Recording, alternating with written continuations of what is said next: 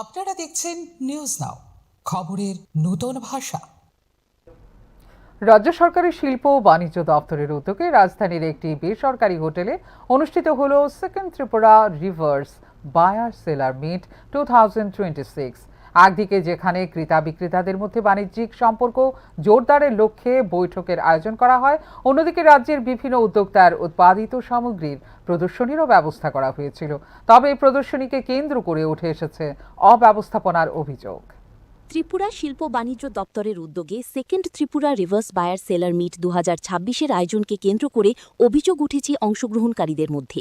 অভিযোগ, গুরুত্বপূর্ণ এই প্রদর্শনীতে বর্ষাকালীন সময়োপযোগী ছাউনি তৈরি করা হয়নি। বেসরকারি হোটেলের বাইরে উন্মুক্ত স্থানে উদ্যোক্তাদের উৎপাদিত বিভিন্ন সামগ্রী প্রদর্শনের ব্যবস্থা করা হয়েছিল, কিন্তু প্রদর্শনী স্থলে টিনের ছাউনি বা বৃষ্টির হাত থেকে সামগ্রী রক্ষার মতো পর্যাপ্ত ব্যবস্থা ছিল না বলে অভিযোগ। এদিন হঠাৎ বৃষ্টি নামতেই বিপাকে পড়েন প্রদর্শনীতে অংশ নেওয়া উদ্যোক্তারা। অনেককে তড়িঘড়ি করে নিজেদের সামগ্রী সরিয়ে নিতে দেখা যায়, আবার কিছু সামগ্রী বৃষ্টির মধ্যেই প্রদর্শিত অবস্থায় ছিল। বৃষ্টি শুরু হওয়ার পর পরিস্থিতি সামাল দিতে কর্তৃপক্ষের মধ্যে দৌড়ঝাঁপও লক্ষ্য করা যায়। উদ্যোক্তাদের একাংশের প্রশ্ন, আবহাওয়ার বিষয়টি মাথায় রেখে আগে থেকেই উপযুক্ত ব্যবস্থা গ্রহণ করা হলে এমন পরিস্থিতি সৃষ্টি হতো না। কি অসুবিধার সম্মুখীন করছেন? অসুবিধা এখন বৃষ্টি এসে যে এটা অসুবিধা আর কি। আমরা সমস্যা নাই, এখন বৃষ্টি দেয় আমরা সমস্যা হয়ে গেছে।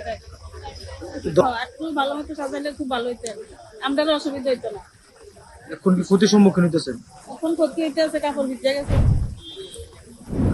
সরকারি উদ্যোগে আয়োজিত গুরুত্বপূর্ণ অনুষ্ঠানে প্রদর্শনী সামগ্রী সুরক্ষায় আরও পরিকল্পিত ব্যবস্থা নেওয়ার দাবি উঠেছে অংশগ্রহণকারীদের মধ্যে। Bureau report, news now.